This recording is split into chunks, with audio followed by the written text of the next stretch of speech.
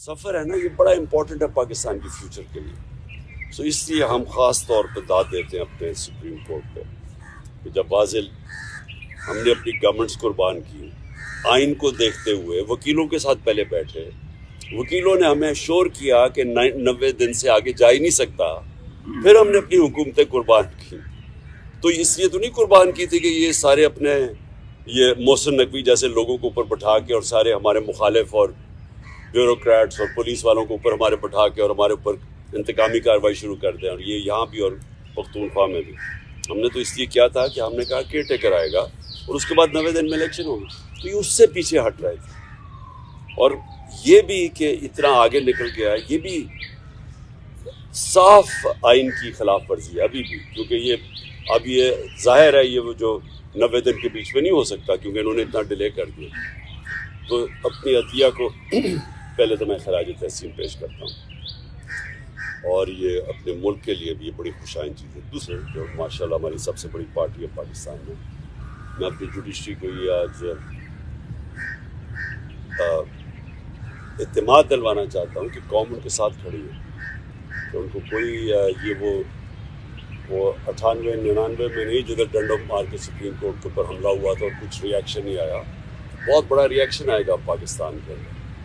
तो ये हमने भी सारा वायरल हुआ ये जो क्लिप है, और मैं सिर्फ अपने जजेस को ये श्योरिटी देना चाहता हूँ कि हम सब खड़े हैं। दूसरी चीज़ की मैंने बात करनी थी वो ये, आज बाबर अवान ने एक प्रेस कॉन्फ्रेंस किया। देखिए, पहले तो 17 मुझे किस्से हैं। मैंने जिन 3 लोगों के नाम लिए थे मेरे ऊपर जब वारदात हुई, तो मैंने उन तीनों के नाम लिए, तो हर चीज़ जो उसके बाद हुई मेरे अटेम्प्ट के बाद, वो मुझे कंफर्म करती है कि वो तीनों मुलव्वस थे इसमें। पहले तो कवर अप करने की कोशिश की, वो नवीद से पहली स्टेटमेंट, फिर शाम को दूसरी स्टेटमेंट आ गई। दूसरी स्टेटमेंट जब वो कर रहा था, तो JIT के अंदर रिपोर्ट है कि वहाँ 5 नामालूम अफराद बैठे हुए थे काउंटर टेररिज्म की। जब उसको पहले तो नवीद को ये DPO गुजरात ने उसकी स्टेटमेंट करके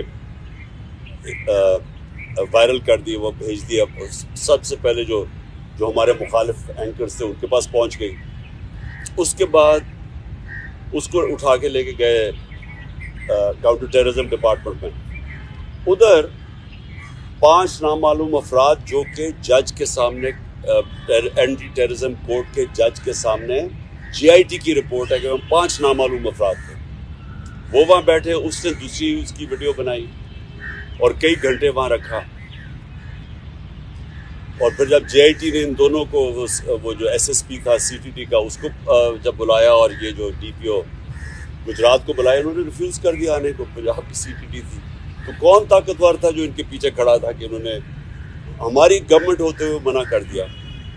फिर उसके बाद जो JIT को सैबोटाज करने की कोशिश की, 4 लोगों ने अपने बयान बदले JIT के लोगों ने। उनके बाद उसके ऊपर प्रोसिक्यूटर जनरल ने उनके ऊपर तफ्तीश की, उसने कहा कि इनके ऊपर एक्शन लेना चाहिए, उन्होंने सैबोटाज करने की कोशिश की है। अब इस केयरटेकर गवर्नमेंट जिसका ये मैंडेट ही नहीं, आते साथ ही पहले JIT को चेंज रोका, उसके बाद उन 4 लोगों को जिनके ऊपर एक्शन कहा था उनको वापस JIT पे बिठा के, और जो लोग जो 2 काम कर रहे थे उनको इन्होंने OST कर दिया। तो ये जो कवर अप है, ये सिर्फ वो कर सकता है जिसके पास ताकत है, और ताकत किसी के पास है? डर्टी हैरी के पास ताकत है, राना सनाउल्लाह के पास ताकत है, और शहबाज शरीफ। ये जो तीनों मैंने नॉमिनेट किए, इसके अलावा ये नहीं हो सकते, इसके अलावा ये सैबोटाज नहीं कर सकते JIT। अब बात ये है कि ये 3, इनको सबसे ज़्यादा खौफ क्या है कि इमरान खान इक़्तिदार में ना आ जाए, ये तीनों को खौफ है। और ये 3 पावर में भी बैठे हुए हैं, और मुझे सबसे ज़्यादा ख़तरा है इनसे। अब तो मैंने पहले भी TV पे कह बैठा हूँ कि ये एक अब दूसरा प्लान बना हुआ है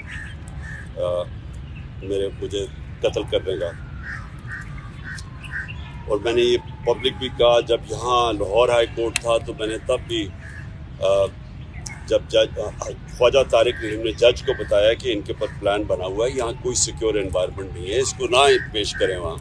तो जज ने श्योरिटी दी, जब मैं यहाँ इंतज़ार कर रहा था, जब मैं गया, उसने श्योरिटी दी कि पुलिस इनकी हिफाजत करेगी। वहाँ पहुँचा, वहाँ पुलिस ही भाग गई सारी, कोई किसी किस्म की प्रोटेक्शन नहीं थी, बिल्कुल एक एक्सपोज था कि कोई भी कुछ वारदात कर सकता था। फिर उन्होंने मुझे पिंडी बुलाया, ये इस्लामाबाद में 3 अपीयरेंसेस थी। वहाँ आज बाबर अवान ने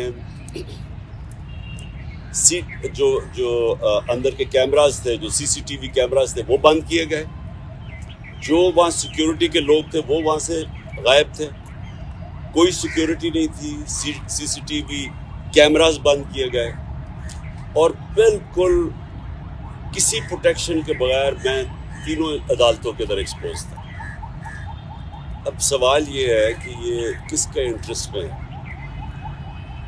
कि मुझे कौन आप प्रोटेक्ट करेगा। जिन्होंने प्रोटेक्ट करना उनसे ही खतरा है। तो अदालत से हम अब कोशिश करेंगे, सुप्रीम कोर्ट के चीफ जस्टिस को भी मैं अब लिखूंगा अपने वकीलों से, हाई कोर्ट के भी चीफ जस्टिस को, कि ये आप हमारी बारी तो जब नवाज शरीफ फेक बीमारी हुई थी उसको, क्योंकि अब तो पता चल गया ना कि जनरल बीमारी नहीं थी, तो हमें एक जज साहब ने, मैं प्राइम मिनिस्टर था, उन्होंने कहा कि अगर इसको कुछ हो गया तो हम जिम्मेदार हैं। तो मुझे कुछ हो गया तो कौन जिम्मेदार है, क्योंकि वो जिन्होंने कुछ करना है वही उनका काम है मेरी हिफाजत करना। और दूसरी चीज़ कि जो नवीद जिसने मेरे पर कातलाना हमला किया था, अब उसको अदालत में नहीं पेश किया जाता, उसकी जेल के अंदर उससे बातचीत की जाती है, क्योंकि उसकी जान को खतरा है। तो जिसकी जान के ऊपर अटेम्प्ट हो चुका है और ख़तरा है, उसको क्यों वो ये घसीट रहे हैं। और उन केसेस में यानी जो मज़ाहिया खेज़ केसेस हैं, ऐसे केसेस हैं जिनके ऊपर कभी, यानी अगर दुनिया मजाक उड़ाएगी कि एक टेररिज्म का केस कर दिया वहाँ इलेक्शन कमीशन के बाहर, जबकि मैं वहाँ था ही नहीं, मैं घर पे बैठा हुआ था, वहाँ मुजाहरा हो रहा है, मेरे ऊपर दहशतगर्दी का केस कर दिया। या दूसरा वो जो एक और, अब सबको पता है कि इलेक्शन कमीशन पूरी तरह, अब तो खैर सारी कौम को पता चल गया कितनी जानबदार है, ये तो हुक्म ही सारी उनसे लेती है। उसने केसेस किया फॉरेन फंडिंग का, वो भी कोई केस नहीं है, अब वो चेंज हो गया प्रोहिबिटिव फंडिंग का। और दूसरा ये है तोशाखाना का केस, वो भी मैं अब सबके सामने कि जिस वक्त वो दोनों केसेस अदालत में गई ओवरटर्न हो जाएंगे, क्योंकि केसेस ही नहीं है, तो उनके ऊपर मुझे बुलाया जा रहा है और मेरी जान को अरेस्ट कर रहा है। तो इसके ऊपर हम इंशाल्लाह अपने वकीलों के साथ बैठ के अप्रोच करेंगे सुप्रीम कोर्ट।